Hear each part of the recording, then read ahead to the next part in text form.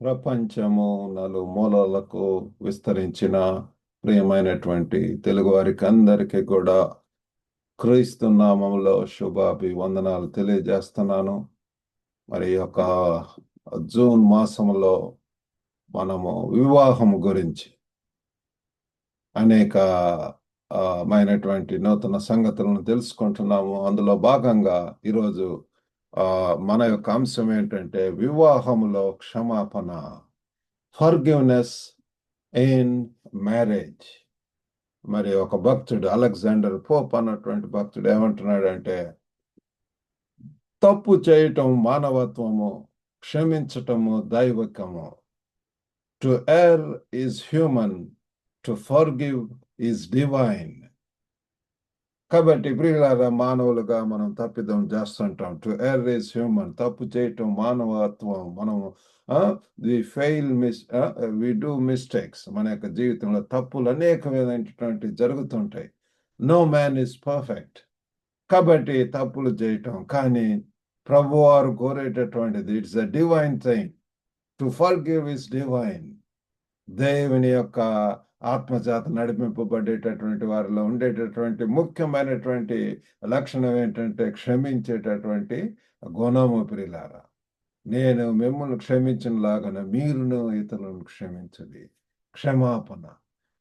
కాబట్టి ఈ యొక్క మరి వివాహములో మరి ఆ క్షమాపణ యొక్క ప్రాముఖ్యతను మనం తెలుసుకొనబోతున్నామండి. ఇందుకొరకై మనందరం కూడా మరి మీ అందరి దగ్గర బైబిల్స్ ఉన్న ఎడల కొలస్సీయులకు రాసినటువంటి పత్రిక కొలస్సీయులు 3వ అధ్యాయము 13వ వచనం చదువుకుందామండి. ఎవడైనను తనకు హాని చేసినని ఒకడనుకొని ఎడల ఒకరినొకడు సహించుచు ఒకరినొకడు క్షమించుడి. ప్రభువు మిమ్మును క్షమించిన లాగున మీరును క్షమించుడి. Bear with each other and forgive whatever grievances you may have against one another. Forgive as the Lord forgave you. మనకు దేవుడే మనం క్షమించి ఉంటున్నాడు. పిల్లలు మనల్ని క్షమించమని చెప్పి అడుగుతున్నాడు. సో ఇక్కడ మరి మనం చూసినట్లయితే మరి క్షమించమని పిలుపు, ద కాల్ టు ఫర్గివ్ నన్ను తెలియజేస్తుంది. ఆ క్షమించేటటువంటి గుణం మనకు ఉండి ఆ క్షమించినట్లయితే ఇక్కడ మరి చూస్తే ఎవడైనా తనకు హాని చేసినని ఒకడనుకొని ఎడల, హాని ఏదో ఒక రకముగా ప్రియులారా, ఈ దినాలలో మరి అనేక రీతులుగా హర్ట్ చేయటం, ఇతరులను గ్రీవ్ చేయటం, లేకపోతే నిందించటం, అవమానించటం, హేళన చేయటం. కాబట్టి ఇవన్నీ కూడా ఉంటుంటాయి పిల్లలారా. ఎంతో దుఃఖంలోనికి వారిని మరి మాటలతోటే కొంతమంది వారిని మరి నరహత్య చేసేంత పని చేస్తుంటారు. ఎంతగా ప్రియులారా. కాబట్టి ఎవడైనను తనకు హాని చేసినని ఒకడు అనుకొని ఎడలా ఒకరినొకడు సహించచ్చు. ప్రియులారా, మనం తెలుసుకోవాలి, టు ఎర్ ఈస్ హ్యూమన్. మానవులుగా తప్పులు చేస్తుంటాం, తొందరపడి మాట్లాడుతుంటాం, ఏదంటే ఆ దూషణలు చేస్తూ ఉంటాం. కాబట్టి మరి వాటిని సహించుచు చేయవలసిందల్లా ఏంటి అంటే ఒకరినొకడు క్షమించుడి. మీ పాపములు మీరు ఒప్పుకొని. మనం ఎప్పుడైతే మన యొక్క పాపంలో ఒప్పుకుంటే మన యొక్క దేవుడు నమ్మదగిన వాడు, నీతిమంతుడు గనుక ఆయన యొక్క సమస్త దుర్నీతి నుంచి కూడా ఆయన క్షమిస్తాడు. మనకు అటువంటి దేవుడు ఉంటున్నాడు పిల్లల. కాబట్టి ఇక్కడ మరి క్షమాపణ యొక్క ఆవశ్యకత, అర్జెన్సీ ఆఫ్ ఫర్గివ్నెస్. ఈ దినాలలో ఆ క్షమించేటటువంటి ఆ గుణమే లేకపోవటం వలన ఆ భార్యాభర్తల మధ్య ఆ యొక్క గ్యాప్ ఎంతో దూరం అయిపోతుంది. ఆ ఈగోలకు వెళ్ళిపోతున్నారు. అవి ఎంతో సీరియస్గా తీసుకొని తగ్గింపుతనం లేకుండా, క్షమించేటటువంటి గుణం లేకుండా మరి ఆ వివాహాలలో బ్రేక్ వచ్చేటటువంటి రీతిగా ఉంటున్నాయి పిల్లల.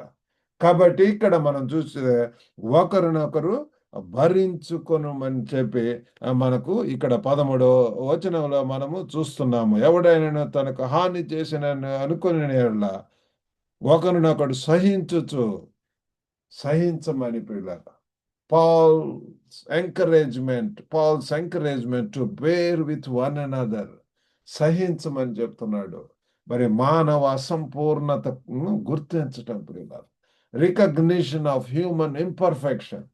కాబట్టి తొందరపడి అవతల వ్యక్తి మరి అది భార్య అయినా కావచ్చు, భర్త అయినా కావచ్చు, తొందరపడి మాట్లాడి ఉన్నట్లయితే మనం తెలుసుకోవాల్సింది ఏంటంటే ఇది మరి వారిలో ఉన్నటువంటి ఆ యొక్క అసంపూర్తి, లేకపోతే హ్యూమన్ ఇంపర్ఫెక్షన్, ఏదో వారి యొక్క బ్యాక్గ్రౌండ్ బట్టి, లేకపోతే ఆ యొక్క పెంపకం బట్టి, లేకపోతే ఆ యొక్క మాటలు ఆ రీతిగానే ఉంటాయి పిల్లలు కొంతమంది. కాబట్టి అవన్నీ కూడా గుర్తుంచుకోవాలా.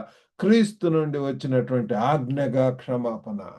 కాబట్టి మనం తెలుసుకోవాల్సింది forgiveness as a command from Christ. యేసు ప్రభు వారు చెప్తున్నాడు ప్రియులారా, మీరు ఒకరినొకరు క్షమించుకోండి. పరలోక ప్రార్థనలో కూడా ప్రియులారా క్షమించమని చెప్తున్నారు. మనం చూస్తున్నాం ప్రియులారా. నీ యొక్క అపరాధములు మీరు క్షమించిన కాబట్టి మరి మనం అది చేయవలసినటువంటి వారం అంటున్నాము. క్షమాపణను అర్థం చేసుకోవటం. మరి ఏంటి క్షమాపణ అంటే?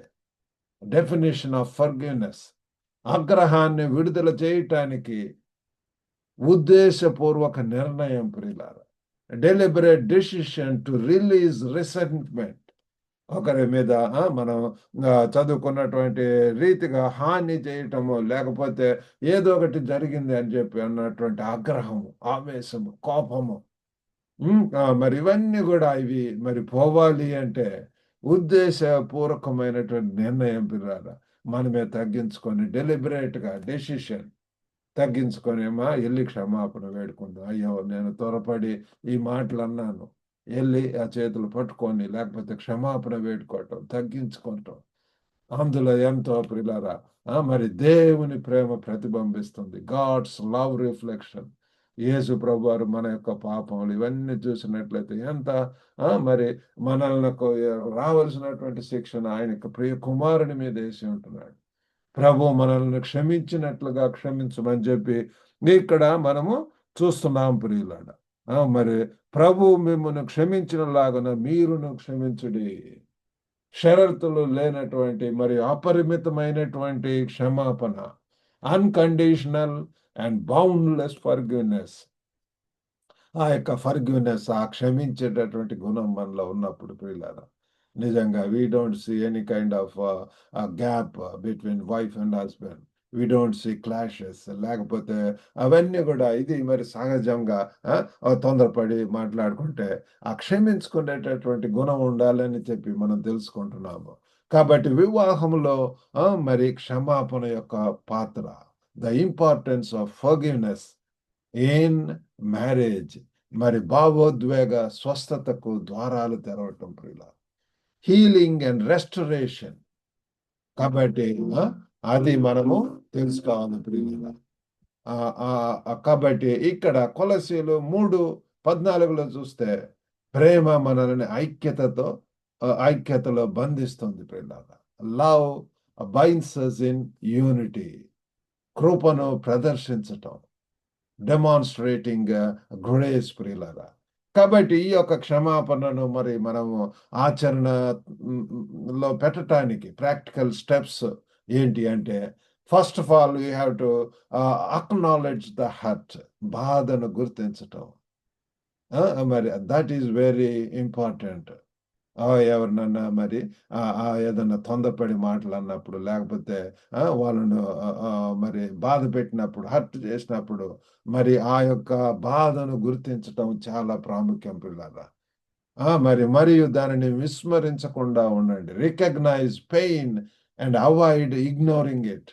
కాబట్టి చాలా మంది కూడా ఆ యొక్క హృదయం కఠినమైపోద్ది. ఇంకా దాన్ని మరి దాని గురించే కూడా ఆలోచించకుండా ఇంకా దాన్ని అవాయిడ్ చేయటం అనేటువంటి చేస్తారు. కాబట్టి recognise pain and avoid ignoring it. మరి అంతేకాకుండా ఓపెన్గా, బాహ్యంగా మనము కమ్యూనికేట్ చేసుకోవాలి.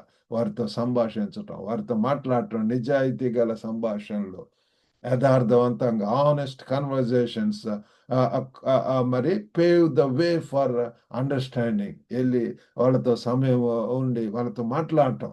ఈ గ్యాపులన్నీ కూడా ఎందుకు వస్తున్నాయంటే సరైనటువంటి రీతిలో ఓపెన్గా వారితో కమ్యూనికేట్ చేయలేకపోవటం.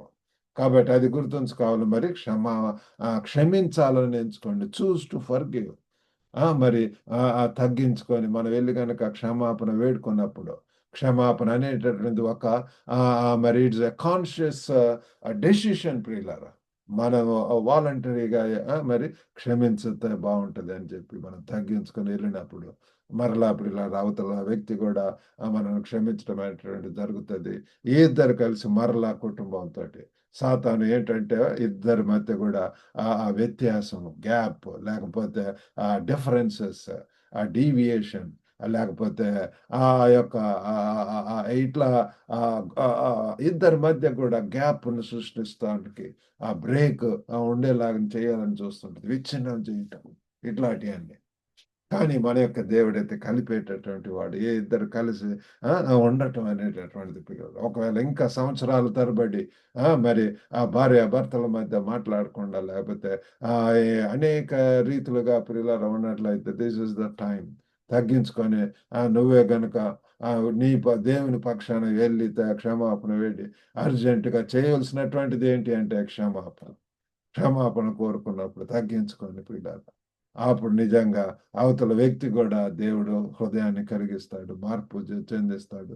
మరలా ఇద్దరు కలిసి మరి దేవునిలో ఎదగటానికి ఎంతో గొప్ప భవిష్యత్తు ఉన్నది. ఇద్దరిని జతపరిచింది దేవుడు. దేవుడు జతపరిచినటువంటి వారిని ఎవరు కూడా వేరుపరచకూడదని చెప్పి బైబిల్ యొక్క వాక్యం చెప్తుంది. ఉన్నతమైనటువంటి దైవికమైనటువంటి ఉద్దేశాలు దేవునికి ఉంటున్నవి. దేవుడు ఏమాత్రం కూడా సంతోషించడు ఈ రీతిగా గ్యాప్ తోటి దూరంగా ఉండటము. అలాగ కాదు, కానీ క్షమాపణ వేడుకొని ఆ రాత్రి లేకపోతే ఆ రోజే యాక్చువల్గా ఏ రోజు జరిగిందో ఆ రోజే మరి మనం క్షమాపణ వేడుకొని సరి చేసుకొని సమాధాన పడాలని చెప్పి ప్రభువారు కోరుకుంటున్నాడు. దేవుని సహాయం కోరండి. ప్రియులారా, మనం దేవుని సన్నిధిలో బలం కోసం, ఆ గైడెన్స్ కోసం మనం ప్రార్థన చేసినప్పుడు దేవుడు మనకు శక్తి ఇస్తాడు. అవతల వ్యక్తి దగ్గరికి వెళ్ళి క్షమాపణ వేడుకోవటానికి ప్రియులారా. కాబట్టి ఇది మరి నిరంతర ప్రయాణము మన యొక్క జీవితంలో ఏదో ఒక్కసారి కాదు ప్రియులారా. వివాహ ఆ యొక్క జర్నీలో వైవాహిక జీవితంలో క్షమాపణ అనేటటువంటిది కొనసాగుతుంది భార్యాభర్తల మధ్య. Forgiveness is ongoing in marriage ప్రియులారా.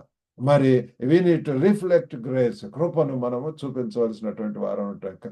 ఆ యొక్క క్షమాపణ సంస్కృతిని మనం పెంపొందించుకుందాం ప్రియులారా. We need to cultivate a culture of forgiveness.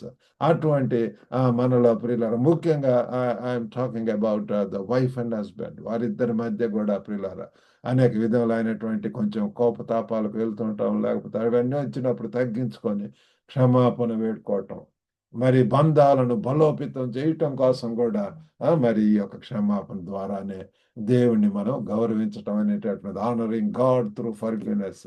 ఇది మరి దేవుని యొక్క ప్రభు యొక్క కమాండ్ అయి ఉంటుంది. మీరు ఒకరినొకరు మరి మనం చదువుకున్నటువంటి పాఠ్య భాగంలో ప్రభు మిమ్మల్ని క్షమించినలాగన మీరును క్షమించుడి. మన ప్రభు మనల్ని క్షమించేశాడు ప్రియుడు. కాబట్టి మనం చేయవలసింది ఏంటి అంటే మనం కూడా మరి ఆ రీతిగా మరి క్షమించవలసినటువంటి వారమే ఉంటున్నాము. కాబట్టి ఆ రీతిగా చేయటానికి దేవుడు మనకు సహాయం చేయనుగాక. చిన్న ప్రార్థన చేసుకుందామండి. పరిశుద్ధుడైనటువంటి మా ప్రేమ గల ప్రభువా, ఈరోజు వాక్యం కొరకు వందనాలు తండ్రి. ఓ గొప్ప దేవ, క్షమాపణ ఎంత ముఖ్యమైన ఆయన తండ్రి. ఓ ప్రేమ గల ప్రభువా తండ్రి, తండ్రి భార్య భర్తల మధ్య తండ్రి ఆ యొక్క క్షమాపణ గుణం ఉండాలని చెప్పి తండ్రి మీరు కోరుకుంటున్నారు ప్రభు. అనేక రీతులుగా ప్రభు మాటలలో తొందరపడుతుంటాం, చేతులలో తొందరపడుతుంటాం, క్రియలలో తొందరపడుతుంటాం ప్రభు.